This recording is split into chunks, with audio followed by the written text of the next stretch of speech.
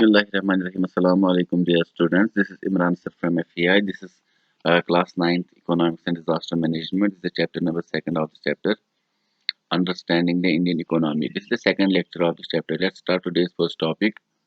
Our today's first topic is तो यहाँ पे evolution of an economy from primary sector based to tertiary sector. तो यहाँ पे एवोल्यूशन देखनी है हमें, किस तरह से एवोल्यूशन हुई अलग अलग सेक्टर्स की। जैसे पहले वीडियो में हमने पढ़ा था प्राइमरी सेक्टर क्या होता है, सेकेंडरी सेक्टर क्या होता है और टर्शरी सेक्टर क्या होता है।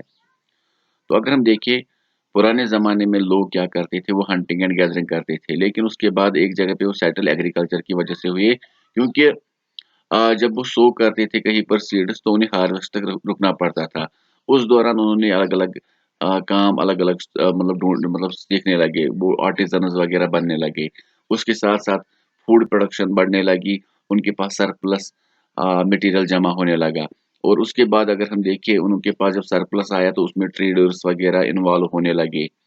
उसके बाद हमने देखा कि जब ये जो मैन्युफैक्चरिंग के नए-नए मेथड्स सामने आए, उसके बाद इंडस्ट्रियल रेवोल्यूशन शुरू हुई, इंडस्ट्रीज़ वगैरह बनने लगी, नई-नई इन्वेंशंस आने लगी।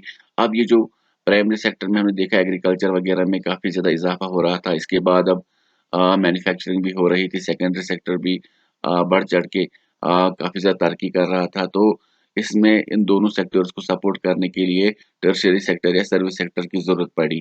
जैसे कि बैंक्स की ज़रूरत पड़ी, ट्रांसपोर्टेशन की ज़रूरत पड़ी, कम्युनिकेशन की ज़रूरत पड़ी।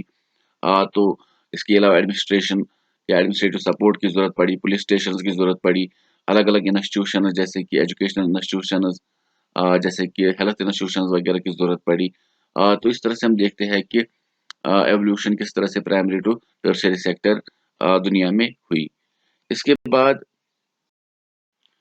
अगर हम देखें ये जो तीनों सेक्टर्स हैं ये एक दूसरे पर इंटरडिपेंडेंट है, क्योंकि अगर हम देखें प्राइमरी और सेकेंडरी सेक्टर में जब यहाँ पे जो ज़्यादा से ज़्यादा प्रोडक्शन होगी, ज़्यादा से ज़्यादा हम तरक्की करेंगे, तब जाके हमें ज़्यादा से ज़्यादा टर्शियरी सेक्टर की ज़रूरत पड़ेगी।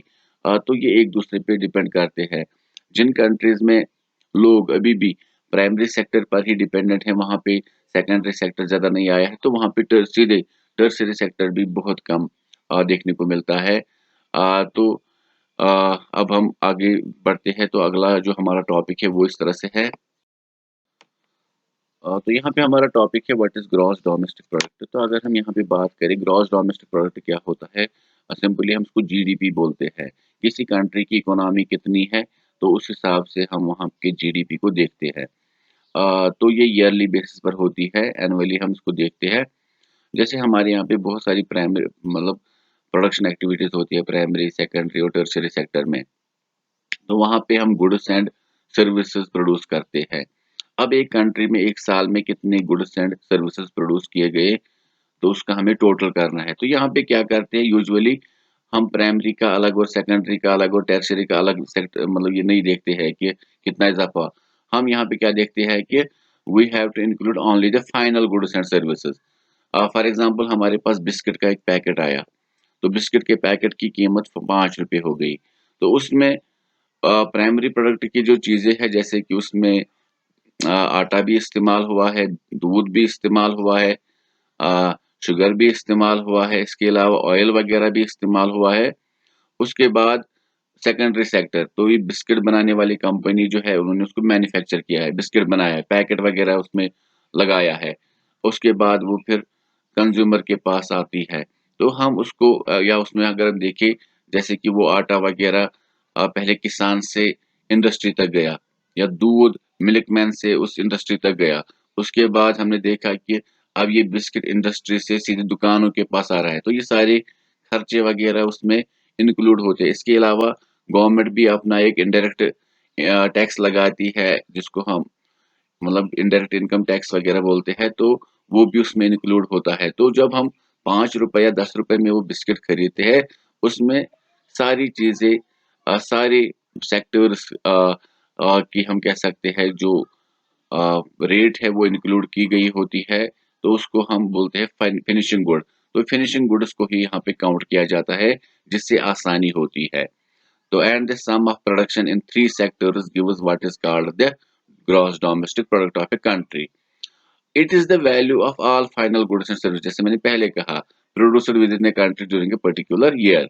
तो अगर हम देखें इंडिया में द टास्क ऑफ मेजरिंग, तो ये जीडीपी कौन मेजर करता है, is undertaken by the central government ministry. This ministry with the help of various governments of all the Indian states and union territories collects information relating to total volume of goods and services and their prices and then estimates the GDP। तो इस तरह से आपको समझ में आया होगा, central government, state government हो या हो यूनियन टेरिटरीज की गवर्नमेंट, तो वहाँ पे जितना भी प्रोडक्शन हुआ है, फिनिशिंग गुड्स तैयार हुए हैं या सर्विसेज तैयार हुई है, उनके फाइनल वॉल्यूम के बारे में पता कराया जाता है, उनके प्राइसेस वगैरह, उस तरह से वो जीडीपी रिपोर्ट देते हैं और इस तरह से हमें पता चलता है कि इस कंट्री में कितनी इकोनॉमी स्ट्रांग है या वीक है। अब हमारे पास यहाँ पे टॉपिक है sectoral share in gross domestic product. जैसे कि अगर हम बात करेंगे, इससे पहले हमने प्राइमरी, सेकेंडरी और टर्शियरी सेक्टर की बात की थी। अब हम देखेंगे कि हमारे जीडीपी में इन अलग-अलग सेक्टर्स का कितना मतलब कंट्रीब्यूशन है। अगर हम देखें जो प्राइमरी सेक्टर है, प्राइमरी सेक्टर टोटल 100% में से 17% ही जीडीपी में इजाफा करता है यहाँ पे इंडिया में। उसके बाद जो सेकेंडरी सेक्टर या मैन्युफैक्चरिंग सेक्टर है वो 29% और जो टर्शियरी सेक्टर है वो 54%। इसका मतलब हमारी जीडीपी में सबसे बड़ा रोल टर्शियरी सेक्टर का है, लेकिन सेकेंडरी सेक्टर और प्राइमरी सेक्टर का बहुत कम कंट्रीब्यूशन है। लेकिन अगर दूसरी तरफ देखें, हमारी तकरीबन 60% पॉपुलेशन प्राइमरी सेक्टर पर ही डिपेंडेंट है। इसका मतलब हमारी प्राइमरी सेक्टर 17% ही जीडीपी में इजाफा करती है, लेकिन सबसे ज्यादा लोग उसी में वाबस्ता है, इसीलिए हमारी कंट्री गरीब है। आप यहाँ पे देखिए, हमारी इकोनॉमी में जो कंट्रीब्यूट ज्यादा करते हैं वो टर्शियरी सेक्टर और सेकेंडरी सेक्टर है, लेकिन वहां पे हमारे कम लोग एंगेज है। लेकिन जहाँ पे सबसे ज्यादा लोग एंगेज है प्राइमरी सेक्टर में, वो जीडीपी में बहुत कम इजाफा करती है, वो बहुत कम कंट्रीब्यूट करती है। इसके बाद इससे पहले हमने बताया कि सेक्टोरियल शेयर कितना है हर एक सेक्टर का, लेकिन यहाँ पे हम अलग थोड़ा सा पढ़ेंगे जो एग्रीकल्चर एंड अलाइड सेक्टर या प्राइमरी सेक्टर है, ये किस तरह से कंट्रीब्यूट करता है। अगर हम देखिए एग्रीकल्चर की मीनिंग क्या होती है, डेफिनेशन क्या होती है। Agriculture is the process of producing food, feed, fibre and other goods by the systematic raising of plants and animals. तो इसमें हम एग्रीकल्चर में प्लांट्स एंड एनिमल्स को रेज करते हैं एक सिस्टमेटिक तरीके से, जिसके जरिए हम food, feed and fibre produce करते हैं।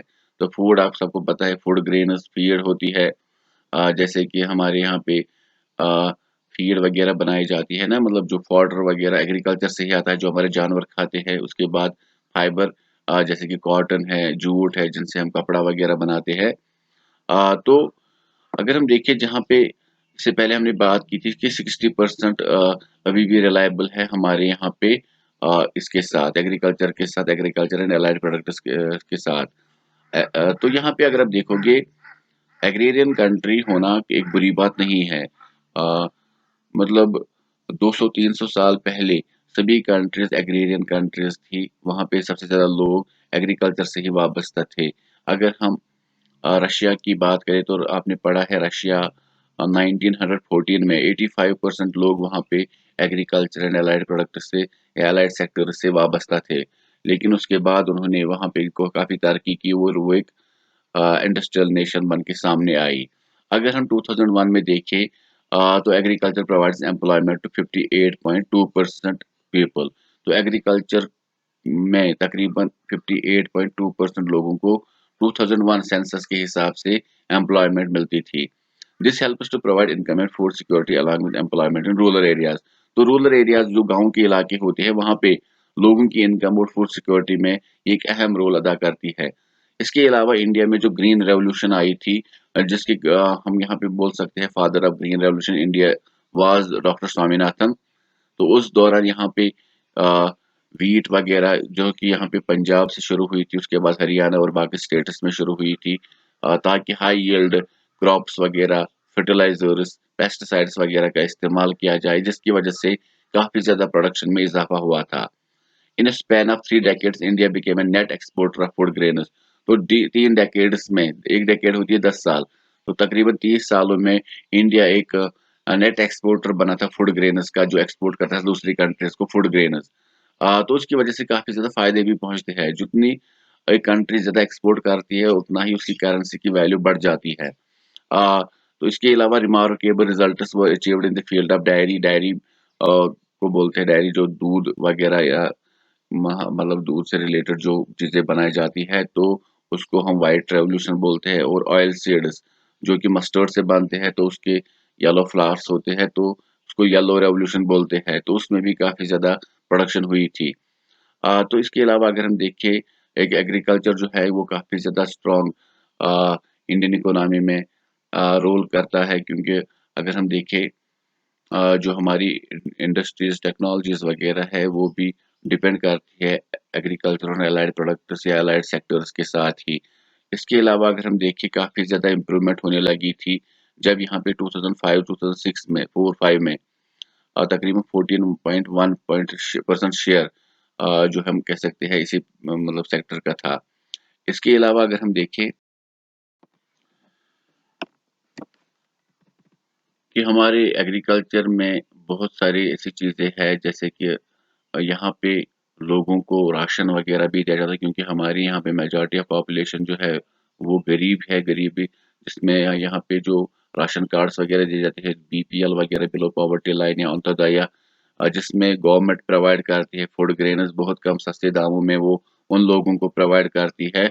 लेकिन इसके अलावा भी इंडिया में बहुत बहुत सारी प्रॉब्लम्स है, क्योंकि यहाँ पे कोशिश की गई थी 11th 5 ईयर प्लान में 2007 टू 12 में कि ये जो एवरेज एनुअल ग्रोथ है वो टू 3.6% हुई थी ग्रॉस डोमेस्टिक प्रोडक्ट में, जीडीपी में, from agriculture and allied sectors. उसके बाद कि टारगेट उनका था कि 4% हमें उसमें इजाफा करना है या उससे भी ज़्यादा। उसके बाद growth of 2.5 and 2.4% achieved during the 9th and 10th plan. तो जो इससे 11th प्लान से पहले 9th और 10th प्लान हुआ था, उसमें भी 2.5 एंड 2.4% की अचीवमेंट हासिल हुई थी। एक्चुअली में जब गवर्नमेंट बनती है तो वो 5 सालों तक बनती है, उनका एक टारगेट रहता है कि हमें किस फील्ड में ज़्यादा तरक्की करानी है। तो 11th 5 ईयर प्लान में 3.6% की जो बढ़ोतरी हुई थी जीडीपी में एग्रीकल्चर अलाइड सेक्टर में, तो उसमें काफ़ी ज़्यादा हम कह सकते हैं उन्होंने अचीवमेंट हासिल की थी।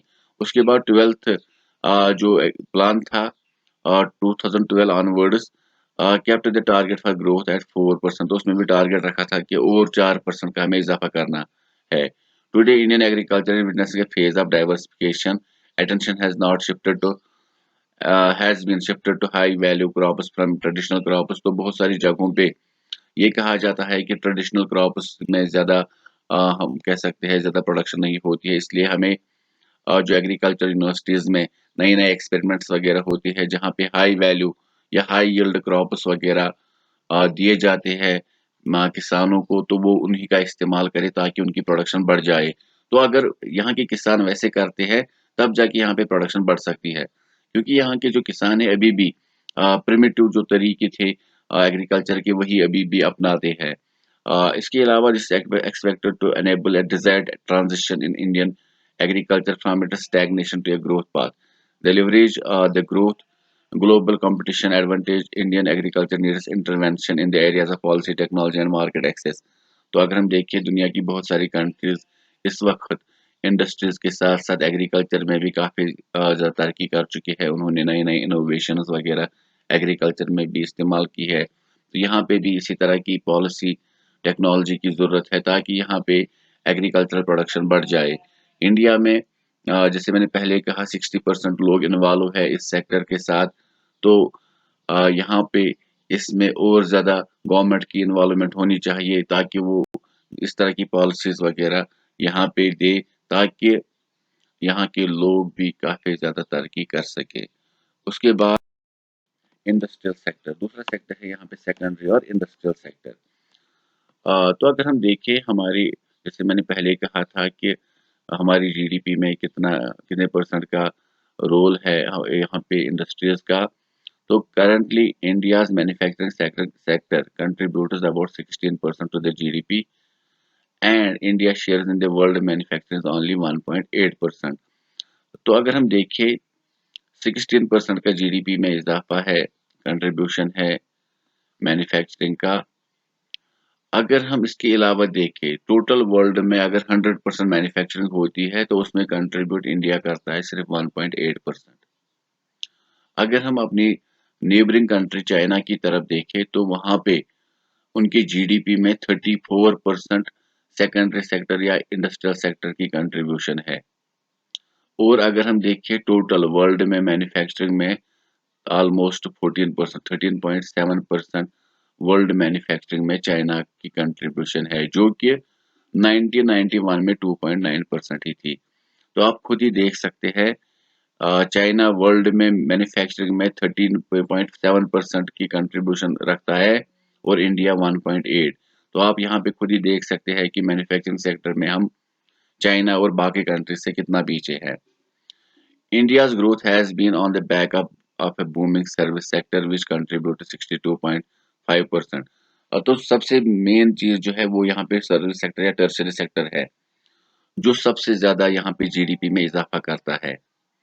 तो यहाँ पे आपको सीधे समझ में आया होगा कि हमारे यहाँ पे इससे पहले हमने प्राइमरी सेक्टर या एग्रीकल्चर सेक्टर पढ़ा था, उसके बाद हमने इंडस्ट्रियल सेक्टर या सेकेंडरी सेक्टर पढ़ा। तो यहाँ पे हमने देखा कि ये जो दो सेक्टर्स थे इनमें हमें और भी ज़्यादा ज़रूरत है काम करने की, ताकि यहाँ पे ज़्यादा से ज़्यादा हमारी जीडीपी में ये कंट्रीब्यूट कर सके। तो अगर इसके अलावा हम देखें the role of manufacturing driving in India's growth can hardly be overemphasised while the share of manufacturing in Indian GDP has stagnated at 15 to 16%. The sector seems poised for immense growth in future owing of its immense talent pool in science and technology।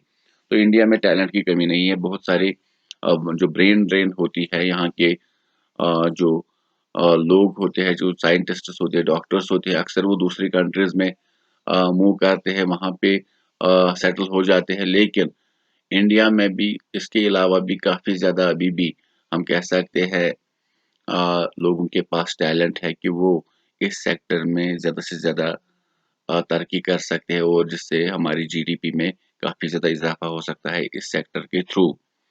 इसके अलावा अगर हम देखें national manufacturing policy में ये मतलब हम कह सकते हैं एम है, उनका मकसद है कि यहाँ पे जो मैन्युफैक्चरिंग सेक्टर है वो जीडीपी में 25% के आसपास आने वाले डेकेड में इजाफा करे, जिसमें ज़रिए वो 100 मिलियन जॉब्स क्रिएट करना चाहते हैं। इसके अलावा स्टेट्स में भी इसको काफ़ी ज़्यादा सराहा जाता है।